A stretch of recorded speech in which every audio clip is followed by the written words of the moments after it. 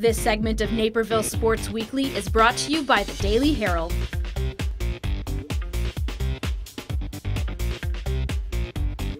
I am here with head coach Jason Mead at Waubonsie Valley High School, head coach of the boys varsity basketball team, first year here at Waubonsie. Thanks for joining us. Thanks. So first question I want to ask you is, you were at Dixon, the previous 5 years, head coach there, and you had an amazing turnaround. We'll get to that in a second, but what brought you here to Waubonsie? The primary factor was it was closer to home.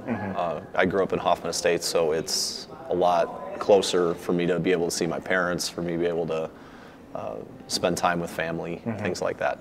Another main reason why I started looking for jobs is the math teaching aspect. Okay. I taught a lot of really good classes. I had a schedule that I really liked in Dixon, but we only had 5 math teachers, so it's really hard to collaborate with other people and bounce ideas off each other because none of us shared a plan period. So it was good for me to kind of come back to a spot where I could be in a department where we had 18, 20 teachers and be able to talk about math with other people and instruction. And so not just, just not based off the coaching aspect that involved too. So now we'll get over to Dixon. In your first year there, you had 1 win. And you completely turned that program around. You 25 wins your last season, correct? Yeah. What do you think was, I'm assuming sort of a culture change, but what was the biggest thing attributed to that culture change? Anything else you did to have that big of a turnaround? I think the biggest thing was kids bought in. The younger kids really wanted, in a town where basketball wasn't a big deal, an anecdote I always tell is there were times when I would forget to put the balls away and they would all still be there. Whereas where I grew up, if the coach forgot to put the balls away, at least 4 of them would be stolen by the next day at school. So nobody was looking at it. Kids bought into the program. They bought into wanting to work on their game. It was a small number at the beginning, but I had one player in particular who really got his teammates to buy into our system and buy into wanting to work on their game and coming in during the off season and get shots up and playing open gyms. And as a result, the culture kind of shifted and it became cool to do basketball. It wasn't easy, but it became cool for guys that were doing it. Now, you show up to that first summer camp. There was 4 kids there. Can you just tell me what went through your mind when you first got there? Well, the first day, it was more than 4. It was like 10 or something, maybe 11, but we averaged 4. So there were times when it was 2, other times when it was 5 or 6. But we never really got a chance to put in our system, so we were really behind the 8 ball. What was going through my mind was, well, this is going to be different than what I'm used to.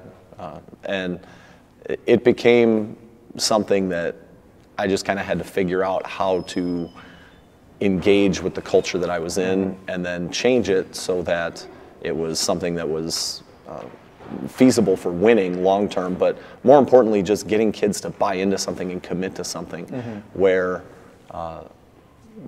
in a society or in a culture, the town that was not very committed to things, team sports had always struggled for a long time, and so it was getting kids to buy into something bigger than themselves.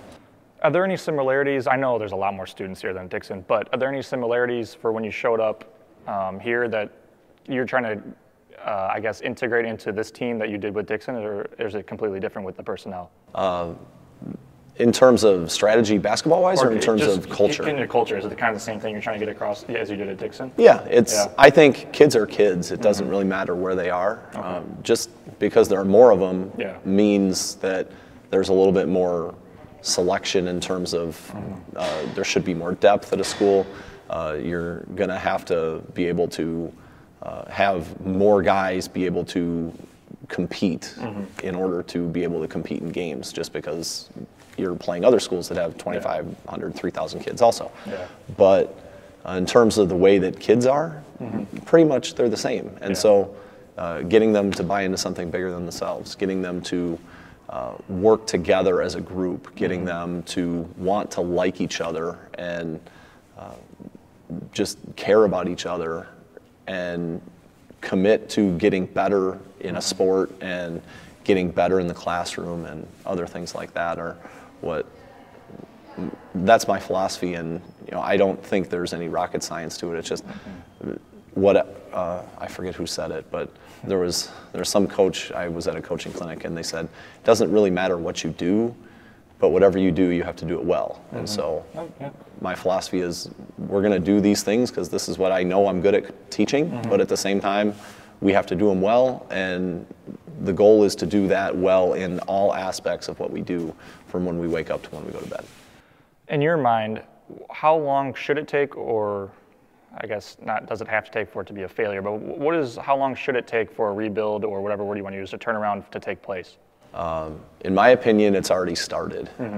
And I evaluate, obviously I'm a really competitive guy or else I wouldn't be a varsity basketball coach, but when I look at this as an evaluation process as to whether or not it's a success, I think right now we're a lot more successful than we were in the summer because kids are buying into caring about each other, kids are buying into our practice philosophy, kids are buying into a culture of commitment where they hold each other accountable. We're not where we need to be yet, but we're in a spot where I'm really proud of the strides that we've made from May 31st, whenever the first day of summer camp was, until now. But that may not translate into wins and losses immediately, especially in an area where there's a pretty decent amount of talent.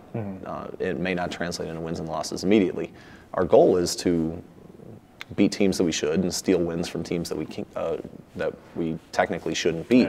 But I don't know if putting a timeline on something in terms of wins and losses is the way to go, because in a public school you get who walks through the door. You don't get a chance to say, hey, I want you, and then other things like that. So you get who walks through the door, you try and make them as good as they want to be, and then they graduate and you hope they're a good husband and father and citizen. And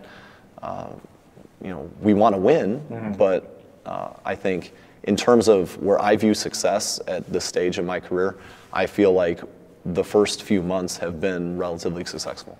Now you mentioned wins and losses.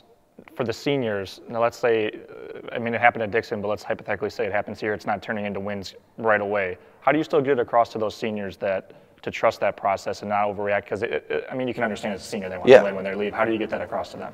Well, absolutely. Everybody wants to win. And I think the number one thing is that, yes, my job is to be in charge of the program. So we want to, see growth in the program long term. But that doesn't mean that this year isn't important. This year is very important. And so how do you get across to seniors that their year is important? By treating them like it's really important and going and scouting every single game that you can scout, doing scouting reports, making sure that their practices are run in a proper way, taking care of things that need to be taken care of in terms of discipline and in terms of creating a culture where it's a valuable experience for them. And if that happens, then we should overachieve in terms of the amount of wins that we have. And that's obviously one of our goals. I was talking to Justin, it sounded like he's obviously bought into it very well, just even small talk off camera. Seniors like him that have completely bought into it, and he seemed to realize that it's not all about wins and losses. Are there people like him you maybe look to for when you're not around to try to get that across to them as well? One of the big things that I try to emphasize is leadership development among my players. And so when the most important time is when I'm not around, because when I'm around, everybody acts like the coach is around. But it's up to them as a group to decide what their group really wants to be like. Head coaches kind of set the tone, but it's ultimately up to them. And so if they are bought in and those guys say the right things to people that are having a bad day or struggling with buy-in, eventually you get to the point where the guys that are bought in are the ones that want to be here, and the guys that aren't bought in are the ones that go do something else. And so I want everybody to buy in, but at the same time, it's inevitable that there are going to be some people that don't. You can't make them do it. And we want to set the tone for the type of program we want to be, and we want to be committed, we want to work hard, we want to have high standards, we want to give maximum effort, and it's got to be about team. It's not about individuals. And if that happens, I think things will end up being successful. And guys like Justin, you know, I don't want to single Justin out. He just so happened to be the one that got interviewed. But I have several seniors that are doing a great job of that. And not just seniors. I have other guys that are a little bit younger that are also doing a really good job of talking and communicating and saying not just the right things because they're supposed to be said, but because they actually believe it. Last question for you, maybe kind of a two-part question. Who, if you do have one, who would be your coaching mentor, maybe who you've modeled your coaching off of, if anybody? And then during a game, how would you describe your coaching style as opposed to practice? It's a really good question. I don't know if I think about it that way. I know that in games I'm a lot louder than I am in practices because it's louder out there. I was going to say, some coaches aren't afraid to get a tee. So. Yeah. I have averaged, I think, 4/5 of a technical per year in my. Okay. I'm a math guy, so I'm going to throw out like 0.8 or whatever. Yeah. But I do believe that I've earned one of those technicals. Okay. The other 3, I think, were a little bogus. Okay. On the refs. Yeah. In terms of who I look for as a mentor, I worked for a guy at Hoffman Estates, Bill Wandrow, who kind of got me into this business. And he mentored me a lot when I was starting. I've had a lot of other guys that I talk to and work with, and the funny thing is, well, I have 3 people that I really want to mention, I guess, other than my boss when I first started. My dad's been one of my assistant coaches now. This is his 9th year, and he coached us as kids growing up. And so my father, Larry's been a huge influence on me as a coach. And then the other thing that is kind of funny, and it sounds weird, but I had 2 players at Dixon that I talked to a lot about not just coaching stuff, but in terms of developing as leaders and developing. And they were really good at giving me feedback as to how I was doing. And since we started with so few people, I ended up coaching both of those guys for 4 years. And so Cal Jarrett and Riley Marins did a great job communicating with me. They ended up helping us over the summer. So Riley drove out here almost every day, which is how long is that drive? It's about 1 hour 5. Okay, it's not quick. It's not quick. You're right. And Cal's a college baseball pitcher, and whenever he wasn't doing his summer baseball, he was here helping us. So I think those guys, my dad, Bill, were all great influences on me as coaches, or as a coach. Well, good luck next week in your first game and tournament, and thanks for joining us. Appreciate it. Thank you. Thanks.